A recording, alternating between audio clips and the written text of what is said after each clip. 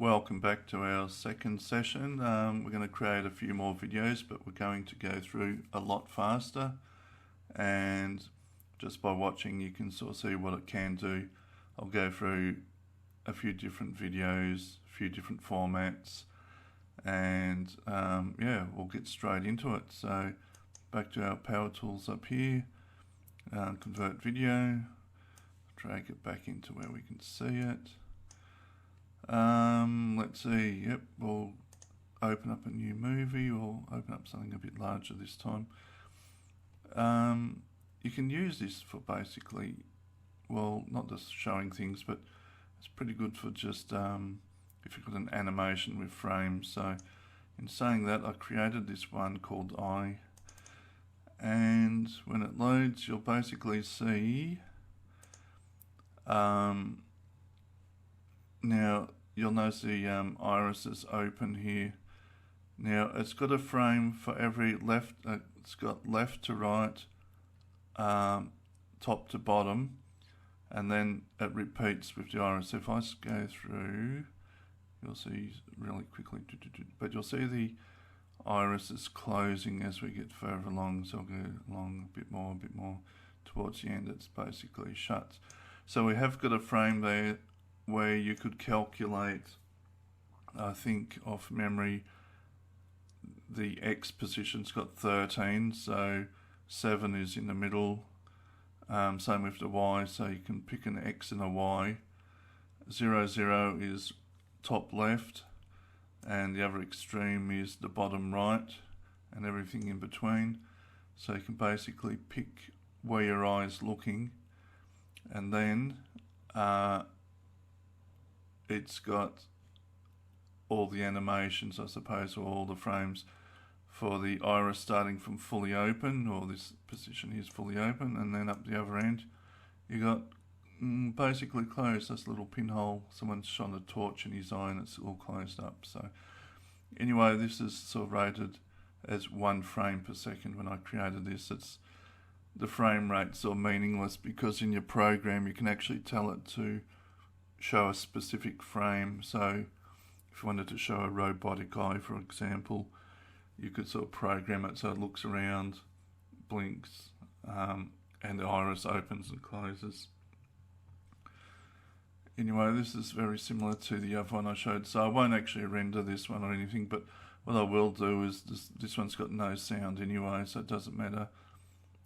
You can pick sound on here, but when it renders it, it knows you haven't got sound, so I'll basically ignore your option there. We should have a look at this, because one thing we didn't look at is all the options on here. So here we've got our order, so it doesn't make any difference here. And then we've got our grade 256, and obviously that makes a bit of difference. And we step down to 16, so there's not much difference between those two.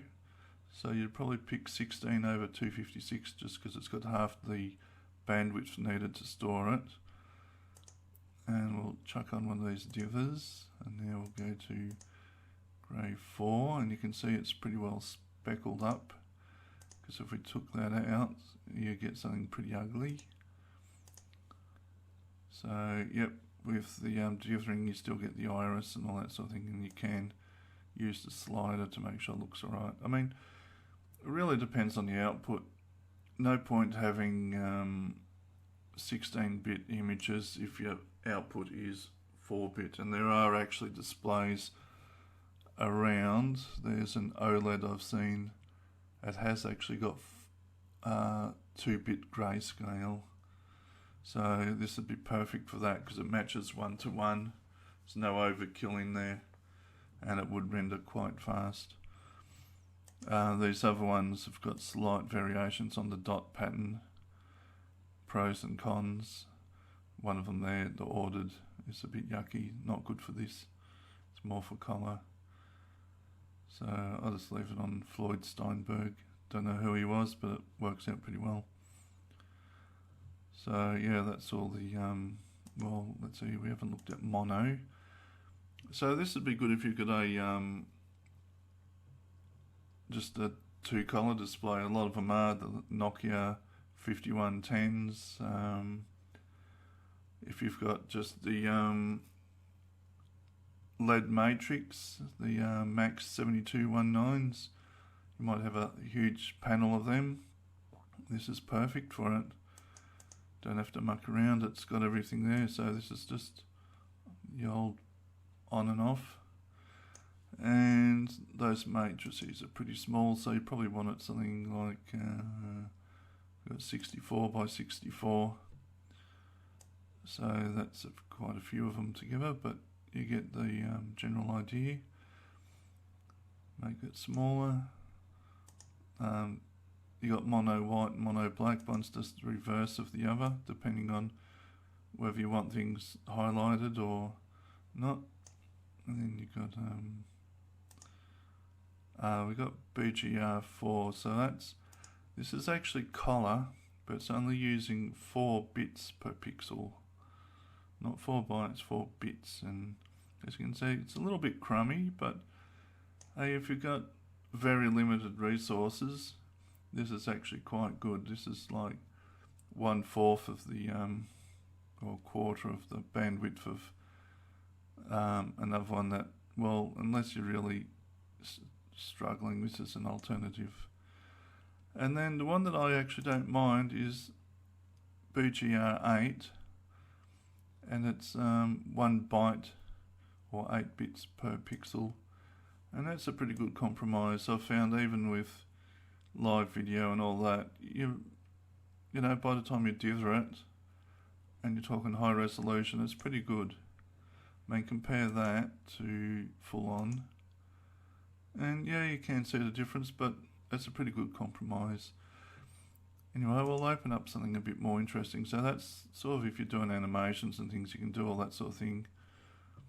We'll open up something a bit better. Let's see, I've got a video clip on here, that's pretty cool. Well, actually, we'll get into the Big Buck Bunny. Everyone knows him.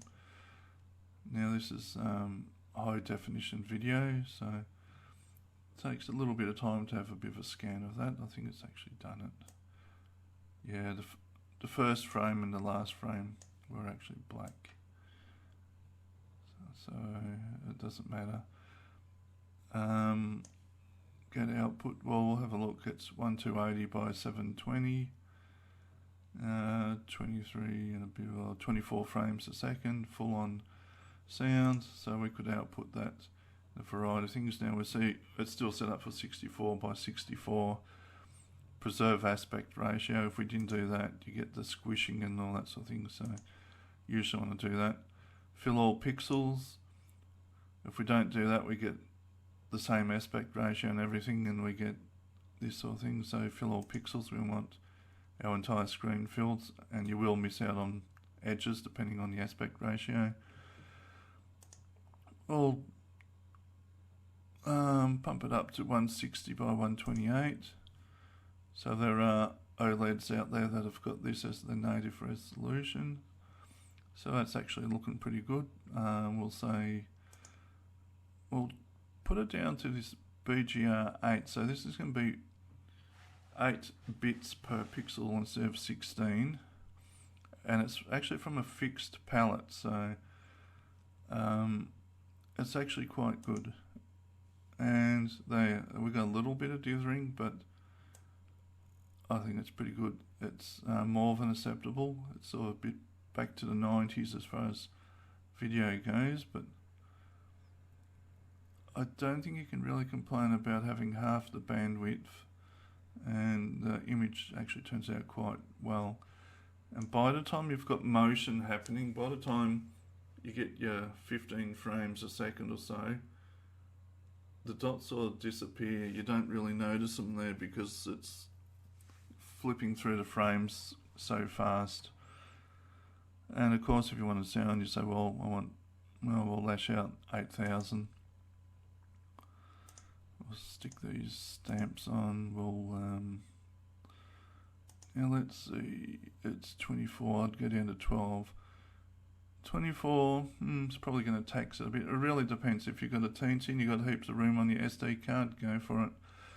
If not, well, something has to give, and what that's going to be is frame rate. So we'll go from 24 down to 12. And that's about it. Then we'd basically do exactly the same thing as we did before. Go to output, or rather save and render it. We won't do that, we'll go to something else, but basically if you only want a part of the movie, move your sliders. Now the thing is, you're probably wondering, oh, what if I make the start after the end? Well, it doesn't really matter, because it will just look at what's in between, whether one's before the other or not, doesn't matter. So if we move this to the start and this one to the end, you end up with the same effect. There's 14,000 odd frames. So if we move this one here and this one roughly here, got 117 frames, 1,000 frames. Output, you can see on here, if we go to BGR4, so this is only 4 bits per pixel. It's a lot grainier, but it is still, what would you say, acceptable? I mean, we are talking about showing this stuff. Well, some of it's a bit sad with some stuff. So it just hasn't got the palette it needs to do certain things. Like this one here, where it's trying to fade out with a very limited palette. BGR8, you know, just having twice the number of bits makes a big difference. And you know, if we go to say mono white, you can see even with mono you can still make out the stuff. Really depends on the resolution, depends what you're doing. If you've only got a mono device, you know, some OLED will so be it. Some of these very low resolution ones, this is only 64 by 64. If we got rid of all this stamp and that, you can make out things, but it is a very huge reduction, that.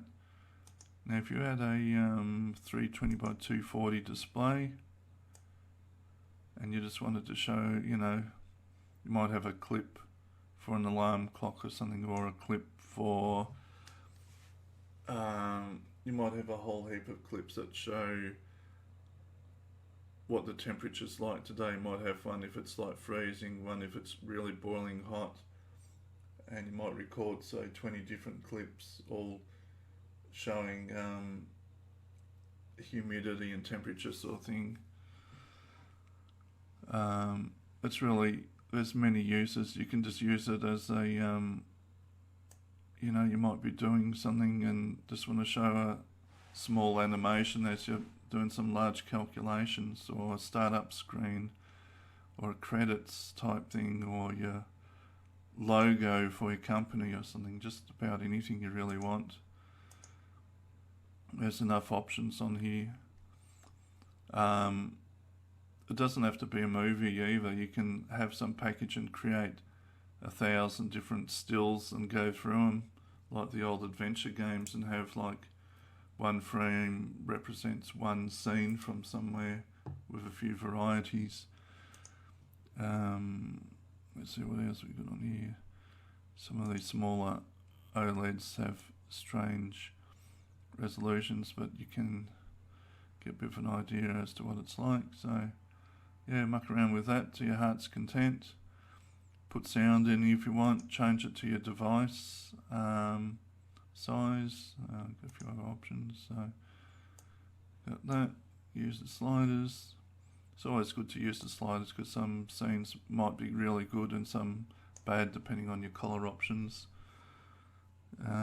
Muck around with your dithering so you can get a bit of an idea. It does change a bit, nothing really drastic. And ordered doesn't really work too well with this monochrome.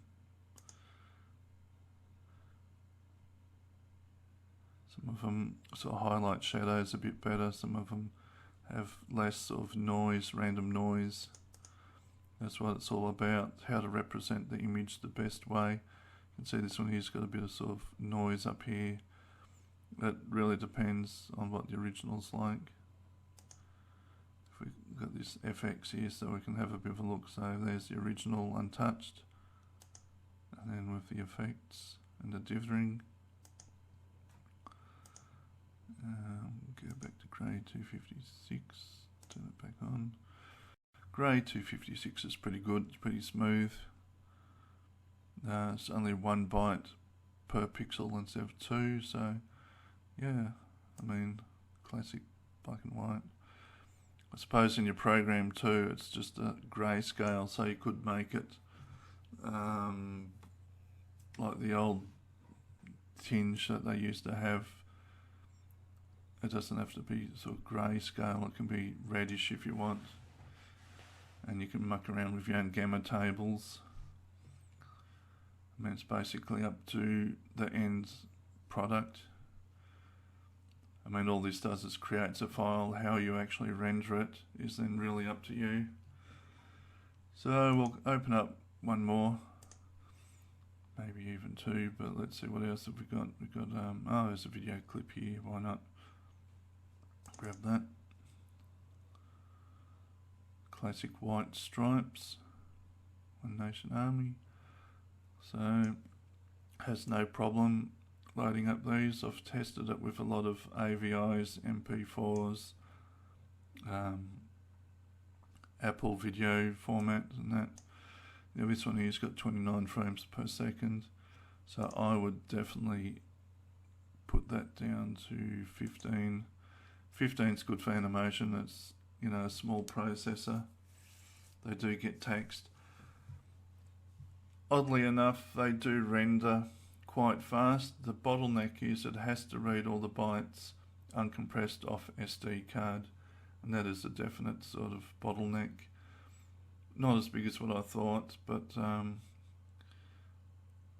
it will sort of add up when you're trying to get, you know, 30 frames a second. But then again, it depends on the size of your video. This one's 240 by 200, so it probably will struggle. If you knock it down a bit, then bring the sound down a little bit as well. This is grey 256, so you could say, well, we'll go for BGR4, see what that's like. Well, you do get colour, and this clip here is renowned for having a lot of black and white and red. It's not a very colourful clip, and if you actually palletise this clip, you would probably squeeze everything into 256. But again, it really depends what you want it for. I mean, that's a pretty good compromise, I think. If you just want some sort of a clip, yes, it's a rough clip, but it's there. You got the options. Mono, yeah, well, if you've only got a mono display, that's your option. And it is quite easy to make out what it is. It's actually quite surprising. And with smooth animation, your mind sort of seems to fill in a lot of gaps. So anyway, yeah, that's a lot of the options. It's really down to whatever you want. I mean, load up. I actually like it with animations. They don't seem to have all the problems associated with live video and that, like this one here. You know, they turn out really well, even in the BGR8 mode. Where are we? We'll go to that.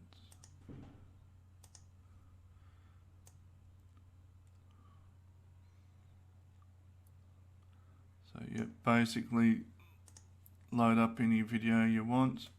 Have a look at the frame rate, and I usually halve it, but then again your source might already be 15 frames per second. Some of these multimedia clips.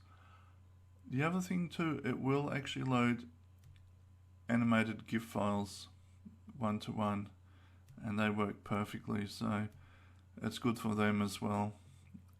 Have a large one, load it straight in. You can then sort of crop it to the size you actually want.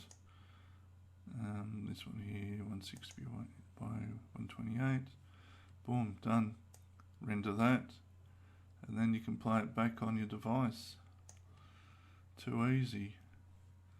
So actually we'll render a bit of this one because I'll have a few frames and I'll just say how big is it? Yeah, that'll do. Nothing fancy. Alright, we'll save that one, render. Let's call it F2. Save that. Yeah, we'll overwrite.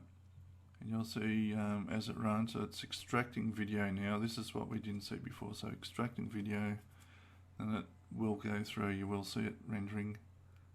Boom, done. Still pretty fast. And yep, that's it.